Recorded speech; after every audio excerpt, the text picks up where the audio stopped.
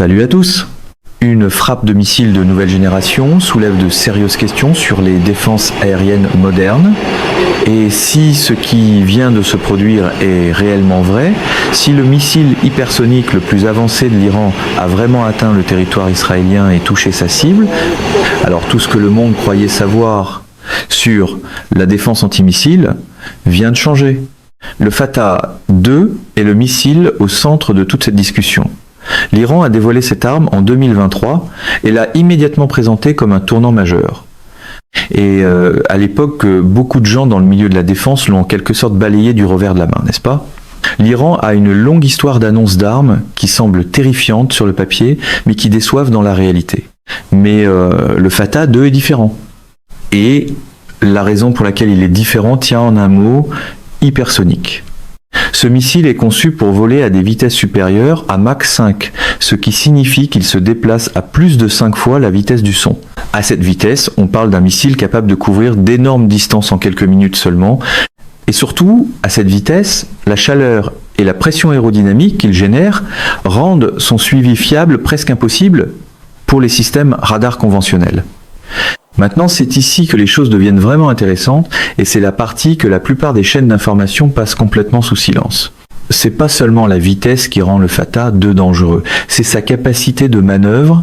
Les missiles balistiques traditionnels suivent une trajectoire prévisible, ils montent, ils redescendent, et si vous avez un radar et un intercepteur suffisamment performants, vous pouvez calculer où ils vont tomber et les abattre en plein ciel. Le Fatah 2 ne fonctionne pas ainsi. Des rapports et des déclarations de l'État iranien suggèrent que ce missile serait capable de manœuvrer pendant sa phase terminale. Cela signifie que dans son approche finale vers la cible, il peut changer de direction. Il ne tombe pas simplement en ligne droite, il modifie sa trajectoire. Et c'est un scénario absolument cauchemardesque pour n'importe quel système de défense antimissile sur la planète à l'heure actuelle, parce que votre missile intercepteur doit prédire où se trouvera la menace entrante au moment de la rencontre. Et si cette menace continue de bouger, votre prédiction s'effondre. Alors parlons des défenses d'Israël, parce que c'est la grande question que tout le monde se pose. Israël exploite ce qui est largement considéré comme l'un des systèmes de défense antimissile multicouches les plus sophistiqués au monde. Il y a le dôme de fer pour les menaces de courte portée, il y a la fronde de David pour la moyenne portée, et puis il y a Arrow, Arrow 2 et Arrow 3, spécialement conçus pour intercepter des missiles balistiques à haute altitude, même en dehors de l'atmosphère. C'est un système extraordinaire, il a été testé, il a été modernisé, et il bénéficie de milliards de dollars de soutien et de technologies américaines. Et pourtant, les rapports qui arrivent au sujet de la frappe du Fatah 2 soulèvent des questions profondément inconfortables sur la capacité même de ce système multicouche à l'arrêter.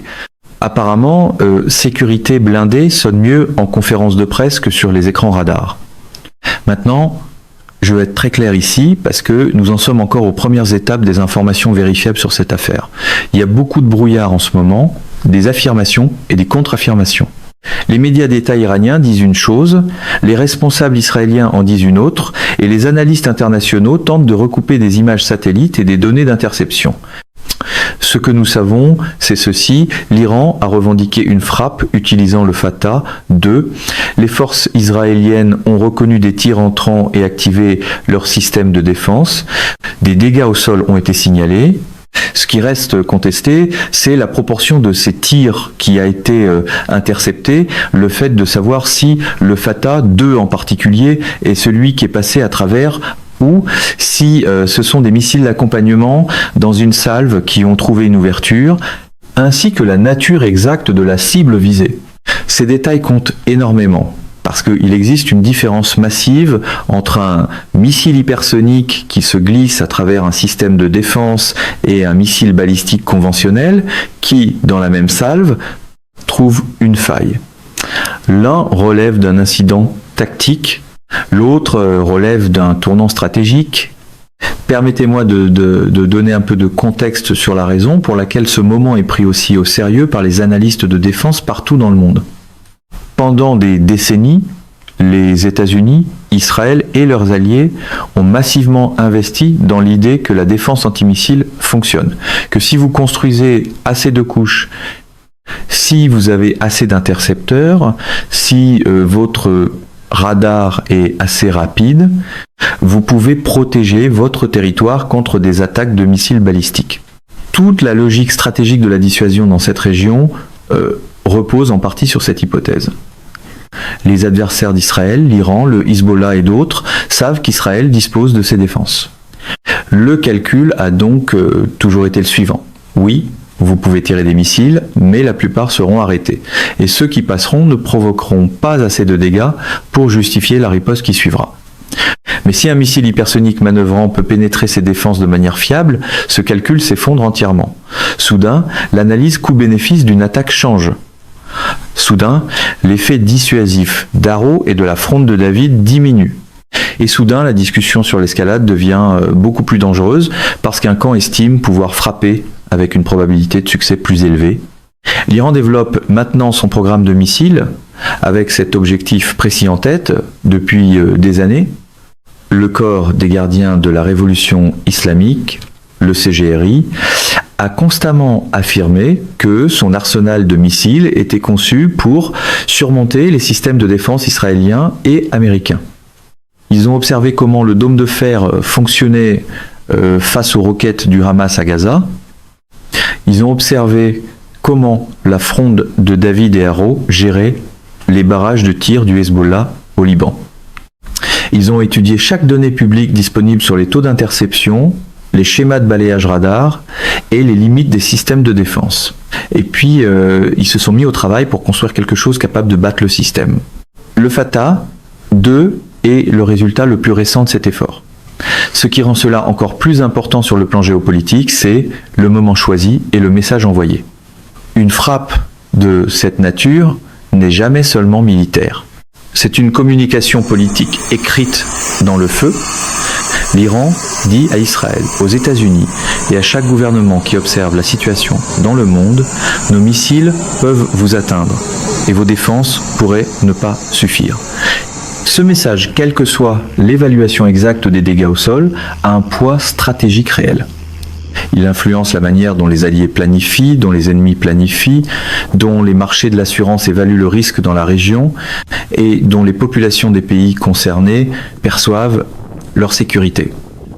Rien ne dit mieux la confiance stratégique que de vendre la certitude d'abord et de lire le rapport des dégâts ensuite. Pour les forces israéliennes et leurs planificateurs militaires, la réponse immédiate est presque certainement une évaluation rapide des dégâts combinée à une analyse technique approfondie de ce qui s'est exactement passé dans le ciel pendant la frappe. Ils voudront savoir à quelle altitude le Fatah 2 a été détecté pour la première fois. Le système Arrow a-t-il tenté une interception? Si oui, pourquoi l'interception a-t-elle échoué? Était-ce une latence des capteurs? Était-ce une erreur de guidage? Était-ce la capacité de manœuvre du missile qui a battu le véhicule d'interception? Ou bien le système n'a-t-il jamais obtenu une fenêtre de tir clair parce que le profil d'approche était trop rapide et trop irrégulier? Chacune de ces réponses mène à un ensemble différent de contre-mesures. Du côté iranien, on a un établissement militaire qui observe maintenant très attentivement la réaction du monde. Si la frappe se confirme, si la réalité technique correspond à ce qu'ils ont revendiqué, cela valide des années d'investissement dans le programme et accélérera probablement le développement de systèmes ultérieurs. Cela donne aussi à l'Iran un levier important dans toute conversation diplomatique en cours derrière des portes closes en ce moment. Et ces conversations ont absolument lieu. Vous pouvez être certain que les responsables américains sont en communication avec leurs homologues israéliens en ce moment. Vous pouvez être certain que les agences de renseignement se dépêchent de mettre à jour leurs évaluations. Et vous pouvez être certain que la question, dans tous les esprits, est la même que celle explorée ici. Qu'est-ce que cela signifie pour la prochaine phase de ce conflit? Parce que voici la dure vérité. Si les missiles hypersoniques sont maintenant un outil fiable dans les conflits régionaux, et non plus seulement une capacité de superpuissance utilisée entre les États-Unis, la Russie et la Chine, mais une arme qu'une puissance régionale de niveau intermédiaire comme l'Iran peut fabriquer, déployer et utiliser pour frapper une cible hautement défendue, alors toute l'architecture de la guerre moderne vient de basculer. Chaque pays qui s'appuie actuellement sur des systèmes de défense antimissiles comme pilier central de sa stratégie de sécurité nationale doit retourner à la planche à dessin. Cela inclut la Corée du Sud, cela inclut Taïwan, cela inclut le Japon, cela inclut chaque allié de l'OTAN qui investit dans les systèmes Patriot et THAAD en pensant être protégé. C'est une histoire plus vaste qu'une seule frappe dans un seul conflit. C'est une fusée de signalisation sur la direction que prend la technologie militaire et sur la vitesse à laquelle l'avantage peut passer du défenseur à l'attaquant. Le Fatah, de n'est peu, être pas parfait. Il peut avoir des vulnérabilités que les analystes n'ont pas encore rendues publiques. Il peut exister des conditions précises dans lesquelles les systèmes israéliens peuvent le vaincre, mais le fait que cette arme existe, qu'elle ait été utilisée, et que nous ayons cette discussion sur la question de savoir si les défenses sont tenues. Voilà l'histoire. Voilà pourquoi le monde regarde. La poussière n'est pas encore retombée. L'analyse est toujours en cours.